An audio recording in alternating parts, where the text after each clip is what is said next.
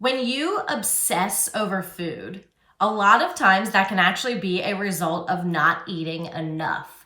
So what I want to talk about today is some research studies that actually showed this. One of them is the Ancel Keys Starvation Study that was done in the 1940s at the University of Minnesota. It's a very popular study, but one thing that they actually don't talk about often in relation to this study is how these people changed in terms of their thoughts around food. So for those of you who are not familiar, what this study was is they took 36 men who volunteered and they starved them for 6 months. Now, let me just say that what they classified as starving was 1,570 calories a day.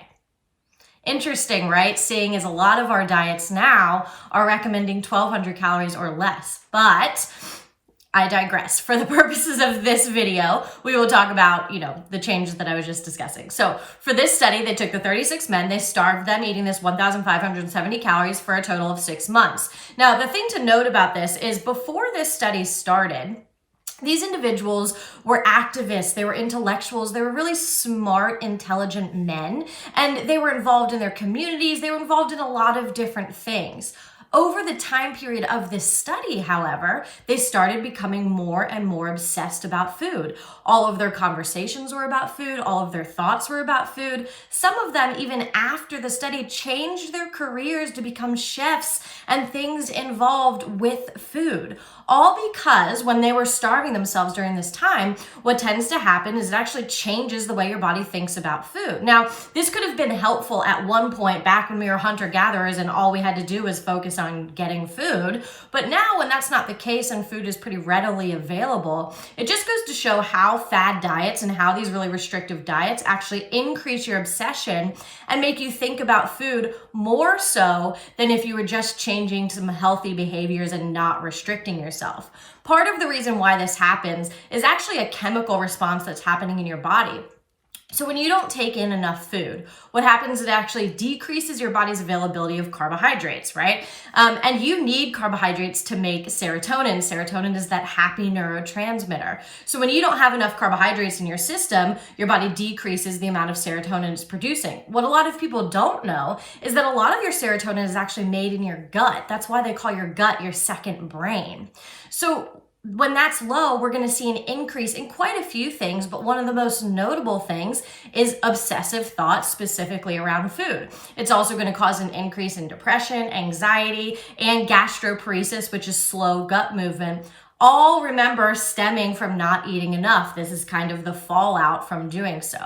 Another thing that I wanted to point out, as it kind of relates to this study as well, is that woman Tracy Mann that I often reference that wrote the book Secrets from the Eating Lab. She actually kind of took this study, the Ancel Keys Starvation Study, and used this intellectual response, right, and did her own study. And what she did is she got a bunch of people in one of her classes to write down how often they think about different foods for 3 weeks, right?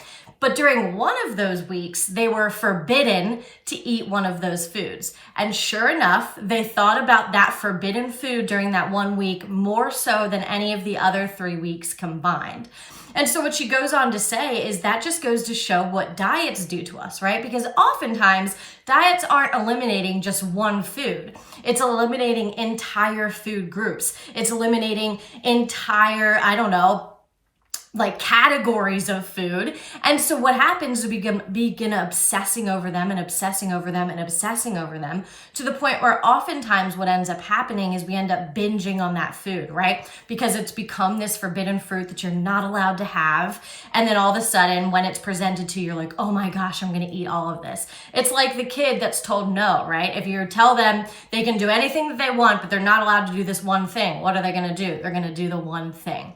So these two studies are just really interesting to show how when you're not taking in enough, your obsession around food is actually going to increase. So that's another reason why it's so important to fuel your body well, because those obsessions will decrease once your brain is better nourished and you're making more serotonin both in your brain and in your gut.